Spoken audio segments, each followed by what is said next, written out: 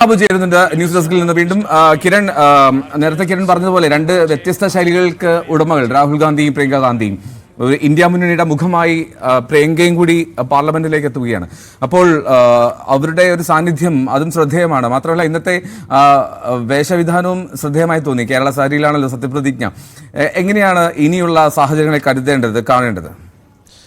ഈ സത്യപ്രതിജ്ഞാ ചടങ്ങിനെ നമുക്ക് രണ്ട് തരത്തിൽ കാണാം. ഒന്ന്, അതിന്റെ ഒരു പൊളിറ്റിക്കൽ വശം. ഭരണഘടന ഉയർത്തിപ്പിടിച്ചാണ് പ്രിയങ്ക ഗാന്ധി സത്യപ്രതിജ്ഞ ചെയ്തത്. രാഹുൽ ഗാന്ധിയും കോൺഗ്രസും, പ്രത്യേകിച്ച് രാഹുൽ ഗാന്ധി എങ്ങനെയാണോ ഭരണഘടന ഉയർത്തിപ്പിടിച്ചുകൊണ്ട് BJPക്കും NDAക്കും എതിരെ ആക്രമണം നയിക്കുന്നത്, അല്ലെങ്കിൽ അത്തരത്തിൽ ഒരു രാഷ്ട്രീയം മുന്നോട്ട് വെക്കുന്നത്, അതേ രാഷ്ട്രീയം തന്നെയാണ് താൻ പിന്തുടരാൻ പോകുന്നത്. അതിൽ ഏതെങ്കിലും തരത്തിൽ ഒരു വിട്ടുവീഴ്ചയില്ല എന്ന് രാഷ്ട്രീയമായി വ്യക്തമാക്കുന്നതാണ് ഭരണഘടന ഉയർത്തിപ്പിടിച്ചുകൊണ്ടുള്ള സത്യപ്രതിജ്ഞ. മറ്റത് കൗതുകം എന്ന് പറയുന്നത്, കേരളത്തിന്റെ വയനാട് നിന്നുള്ള MP എന്ന നിലയ്ക്ക് കേരള സാരി ധരിച്ചുകൊണ്ടാണ് അവർ എത്തിയത്. അത്തരത്തിൽ ഒരു വെള്ള കേരള സാരിയാണ് ധരിച്ചിരിക്കുന്നത്. കേരളവുമായിട്ടുള്ള ഒരു അറ്റാച്ച്മെന്റ്, അല്ലെങ്കിൽ രാഹുൽ ഗാന്ധിക്ക് ഒരു പ്രതിസന്ധി ഘട്ടത്തിൽ ആ കുടുംബത്തെ അടക്കം ചേർത്ത് പിടിക്കുകയും ഇന്ത്യയിൽ തന്നെ ഏറ്റവും വലിയ ഭൂരിപക്ഷം നൽകിക്കൊണ്ട്, ഇന്ത്യ ചരിത്രത്തിലെ ഏറ്റവും വലിയ ഭൂരിപക്ഷം നൽകിക്കൊണ്ട് രാഹുൽ ഗാന്ധിയെ വിജയിപ്പിക്കുകയും ചെയ്തത് വയനാടാണ്, കേരളമാണ്. അത്തരം ഒരു പിന്തുണ തന്നെയാണ് പ്രിയങ്ക ഗാന്ധിക്കും. പ്രിയങ്ക ഗാന്ധിയുടെ ഭൂരിപക്ഷവും സ്വന്തം ഇന്ത്യയുടെ ചരിത്രത്തിലെ റെക്കോർഡ് ഭൂരിപക്ഷം തന്നെയാണ്. ഏറ്റവും മുന്നിൽ വരുന്ന 4-5 ഭൂരിപക്ഷത്തിൽ ഒന്നാണ്. അങ്ങനെ ഒരു ഭൂരിപക്ഷം നൽകിയ പ്രിയങ്ക ഗാന്ധിയെ ജയിപ്പിച്ച കേരളത്തോടും വയനാട്ടോടുമുള്ള ഒരു ആദരവോ സ്നേഹമോ ഒക്കെ പ്രകടിപ്പിച്ചുകൊണ്ടാവണം, അല്ലെങ്കിൽ കേരള സാരി ധരിച്ചുകൊണ്ട് തന്നെ ഈ സത്യപ്രതിജ്ഞാ ചടങ്ങിലെത്തിയത്. അതിനൊക്കെ അപ്പുറത്തേക്ക് പൊളിറ്റിക്കലി അവർ ഏതെങ്കിലും തരത്തിലൊരു വിട്ടുവീഴ്ചയ്ക്ക് തയ്യാറല്ല, അല്ലെങ്കിൽ ഞാൻ ആക്രമണോത്സുകമായ ഒരു രാഷ്ട്രീയം തന്നെയാവും ഏതെങ്കിലും തരത്തിൽ, അല്ലെങ്കിൽ വഴങ്ങുന്ന ഒരു രീതി, അല്ലെങ്കിൽ ഏതെങ്കിലും തരത്തിൽ സമവായത്തിന്റെ രീതിക്ക് അപ്പുറത്തേക്ക് ഉറച്ച നിലപാട് തന്നെയായിരിക്കും എന്ന് വ്യക്തമാക്കുന്നതാണ് ഭരണഘടന ഉയർത്തിപ്പിടിച്ചുകൊണ്ട് തന്നെ. കഴിഞ്ഞ ദിവസം അടക്കം BJPയുടെ ഭാഗത്ത് നിന്ന് ഭരണഘടനയുടെ 75ാം വാർഷികത്തോടനുബന്ധിച്ച് ഭരണഘടനാ മൂല്യങ്ങൾ സംരക്ഷിക്കുമെന്ന് പറയുമ്പോഴും ഭരണഘടനയെ രാഷ്ട്രീയ ആയുധമാക്കരുത് എന്ന മട്ടിലേക്കുള്ള പ്രചാരണങ്ങളും അല്ലെങ്കിൽ അത്തരം ചില വാക്കുകളും ഒക്കെ ഉണ്ടായിരുന്നു. എന്നാൽ ഭരണഘടന ഇന്ത്യയിലെ ഏറ്റവും വലിയ രാഷ്ട്രീയ ആയുധം തന്നെയാണ്.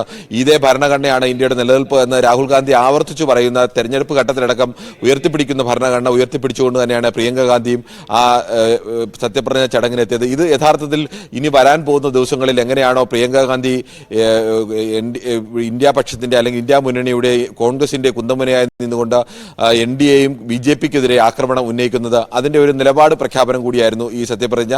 അത്തരത്തിൽ സ്വാഭാവികമായും രാഹുൽ ഗാന്ധിക്കെതിരെ ഇത്രകാലവും ഉയർന്ന ആരോപണങ്ങൾ ഇനി പ്രിയങ്ക ഗാന്ധിക്കെതിരെ കൂടി സ്വാഭാവികമായും ഭരണപക്ഷത്തിന്റെ ഭാഗത്തു നിന്നുണ്ടാവും. പ്രതിപക്ഷത്തിന്റെ ഭാഗത്തു നിന്നുള്ള ചടുലമായ കൂടുതൽ, ഞാൻ നേരത്തെ പറഞ്ഞു, പ്രിയങ്കയായാലും രാഹുലായാലും രണ്ട് വ്യത്യസ്തമായ രാഷ്ട്രീയ ശൈലി പിന്തുടരുന്ന രണ്ട് വ്യക്തികളാണ്. അവരുടെ പ്രസംഗത്തിലായാലും രീതികളിലായാലും തികച്ചും വ്യത്യസ്തരായ രണ്ട് മനുഷ്യരാണ്. രാഹുൽ ഗാന്ധി കുറെ കൂടി പതിഞ്ഞ സ്വഭാവവും അതോടൊപ്പം തന്നെ കുറെ കൂടി പക്വമായ രീതിയിൽ കാര്യങ്ങൾ പഠിച്ചു വന്ന് മാത്രം അഭിപ്രായം പറയുന്ന ഒരാളാണെങ്കിൽ പ്രിയങ്ക ഗാന്ധി അങ്ങനെയല്ല. കുറെ കൂടി ചടുലമായ രീതിയിലേക്ക് വിഷയങ്ങളെ കൈകാര്യം ചെയ്യുകയും വളരെ വേഗത്തിൽ കുറുക്കിക്കൊള്ളുന്ന മറുപടികളൊക്കെ പറയുകയും ഒക്കെ ചെയ്യുന്ന ഒരാൾ കൂടിയാണ് പ്രിയങ്ക ഗാന്ധി. ചെറിയ പ്രസംഗങ്ങളാണ് പ്രിയങ്ക ഗാന്ധിയുടേത്. പക്ഷേ പ്രിയങ്ക എതിരാളിക്ക് ഉച്ചാന്തലയ്ക്ക് അടി കൊടുക്കാൻ കഴിയുന്ന രീതിയിലേക്ക്, അല്ലെങ്കിൽ ഉരുളയ്ക്കുപ്പേളി എന്ന തരത്തിൽ മറുപടിയൊക്കെ പറയാൻ കഴിയുന്ന ഒരു നേതാവ് കൂടിയാണ്. അത്തരത്തിലേക്കുള്ള വലിയ വാഗ്വാദങ്ങൾക്കൊക്കെ ഇനി സ്വാഭാവികമായും പാർലമെന്റ് വേദിയാവാനുള്ള സാധ്യതയുണ്ട്.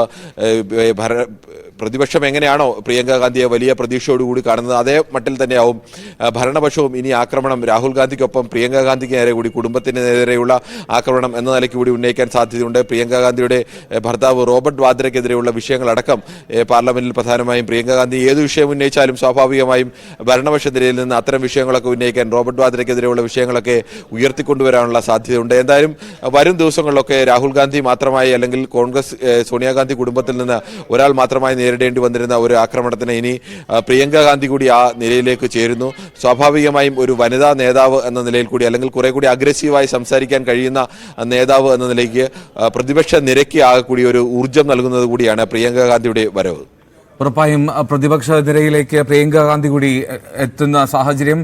അല്പം മുമ്പാണ് പ്രിയങ്കയുടെ സത്യപ്രതിജ്ഞ ചെയ്തത്. കേരള സാരിയിൽ കസവ് സാരി അണിഞ്ഞ് പ്രിയങ്ക ഭരണഘടന ഉയർത്തിപ്പിടിച്ച് സത്യപ്രതിജ്ഞ ചെയ്തു. ഇനി രാഹുൽ ഗാന്ധിക്കൊപ്പം പ്രിയങ്കയും കോൺഗ്രസിനായി, ഇന്ത്യ മുന്നണിക്കായി പാർലമെന്റിൽ ഉണ്ടാകും പ്രതിപക്ഷ നിരയിൽ.